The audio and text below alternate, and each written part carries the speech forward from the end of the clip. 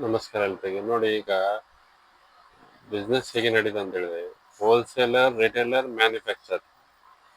ಈಗ ಒಂದು ಪ್ರಾಡಕ್ಟ್ ಈಗ ಮಾರ್ಕೆಟಿಗೆ ಬರಬೇಕಾದ್ರೆ, ಈಗ ಅದನ್ನು ಮ್ಯಾನುಫ್ಯಾಕ್ಚರ್ ಮಾಡಿದ್ರೆ ಅದನ್ನು ಹೋಲ್ಸೇಲರ್ ತಗೊಂಡಿರ್ತಾನೆ. ಅದೇ ಥರ ಆ ವಸ್ತು ಪುನಃ ರಿಟೇಲರ್ ಕೈ ಬರುತ್ತೆ, ಅದು ಕಸ್ಟಮರ್ ಕೈಗೆ ಹೋಗುತ್ತೆ. ಈಗ ಪ್ರತಿಯೊಬ್ಬರು ಪ್ರೊಡಕ್ಷನ್ ಮಾಡೋನು ಎನಿಸ್ಕೊಳ್ತಾನೆ, ನಂದು ಮಾಲು ಹೇಗಾದ್ರೂ ಐಟಮ್ ಇವರಿಗೆ ಡಿಸ್ಟ್ರಿಬ್ಯೂಟ್ರಿಗೆ ಹೋಗ್ಲಿ ಅಂತ.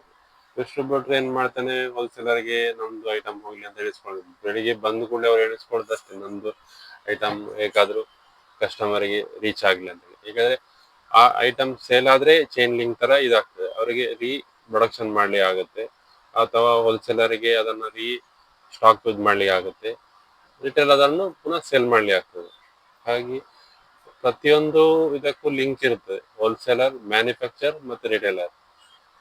ಹಾಗಾಗಿ ಐಟಮ್ ಇದು ಸರ್ಕ್ಯುಲೇಷನ್, ಸೈಕ್ಲಿಂಗ್ ಹೇಳ್ತೇವೆ, ಆ ತರ ಇದಿರ್ತದೆ. ಹಾಗೆ ಪ್ರತಿಯೊಬ್ರು ಬೆಳಿಗ್ಗೆ ಆ, ಯಾರು ಹೋಲ್ಸೇಲರ್ ಇರಲಿ ಅಥವಾ ರಿಟೇಲರ್ ಇರಲಿ, ಯಾರೇ ಇರಲಿ, ಒಂದು ಐಟಮ್ ಸೇಲ್ ಆಗಲಿ ಅಂತ ಹೇಳಿ ಅವ್ರು ಆಲೋಚನೆ ಮಾಡ್ತಾರೆ. Thank you.